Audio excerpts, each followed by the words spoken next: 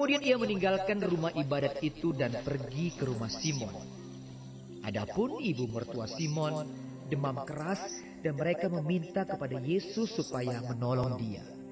Maka ia berdiri di sisi perempuan itu, lalu menghardik demam itu, dan penyakit itu pun meninggalkan dia. Perempuan itu segera bangun dan melayani mereka. Ketika matahari terbenam, semua orang membawa kepadanya orang-orang sakitnya yang menderita bermacam-macam penyakit. Ia pun meletakkan tangannya atas mereka masing-masing dan menyembuhkan mereka. Dari banyak orang keluar juga setan-setan sambil berteriak.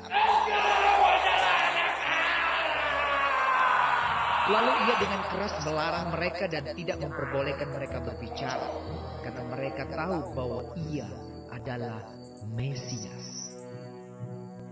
Ketika hari siang, Yesus berangkat dan pergi ke suatu tempat yang sunyi. Tetapi orang banyak mencari dia, lalu menemukannya dan berusaha menahan dia supaya jangan meninggalkan mereka. Tetapi ia berkata kepada mereka, "Juga di kota-kota lain, aku harus memberitakan Injil Kerajaan Allah. Sebab untuk itulah aku diutus." Dan ia memberitakan Injil dalam rumah-rumah ibadat di Yudea.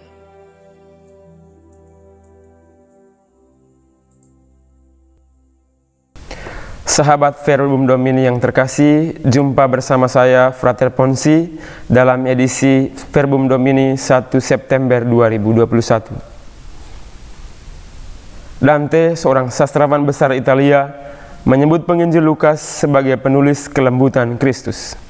Alasannya, karena dalam banyak hal, penginjil Lukas menekankan belas kasih Yesus kepada para penderita, pendosa, dan kaum tersisih. Sebagai misal, orang Samaria yang biasanya kurang dihargai, digambarkan Lukas sebagai yang bermurah hati. Orang yang kerasukan iblis dibuat Yesus menjadi bebas. Para wanita yang sering diabai dalam kultur Yahudi dan Yunani malah dari Yesus mendapat simpati. Dalam Injil hari ini, Lukas berkisah perihal Yesus yang menyembuhkan ibu mertua Petrus dan orang-orang lainnya. Dan tentu saja, tindakan penyembuhan di sini lahir dari belas kasih Yesus kepada mereka yang menderita sakit. Katakanlah, Yesus yang berbelas kasih tak sampai hati membiarkan mereka yang sakit terus menderita. Karena itu, ia menyembuhkan mereka. Adapun hal menarik dari bacaan Injil hari ini adalah respon balik dari mereka yang telah disembuhkan itu, sebagaimana diwakili oleh ibu mertua Petrus. Setelah sembuh, ia segera bangun dan melayani. Tindakan ibu mertua Petrus ini merupakan pelajaran penting bagi kita semua. Sebab dalam arti tertentu, kita semua adalah orang-orang sakit dan menderita karena dosa. Tetapi kita telah sembuh dari derita dosa oleh belas kasih Yesus Kristus. Kita adalah penderita yang telah disembuhkan. Karena itu, sebagai orang yang telah disembuhkan, kita patut belajar dari ibu mertua Petrus. Seperti ibu mertua Petrus, kita harus segera bangun dan saling melayani.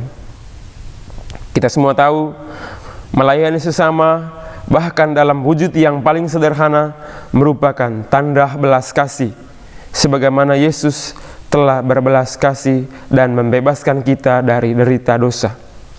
Sekali lagi, sebagaimana ibu mertua Petrus, kita pun harus segera bangun dan saling melayani.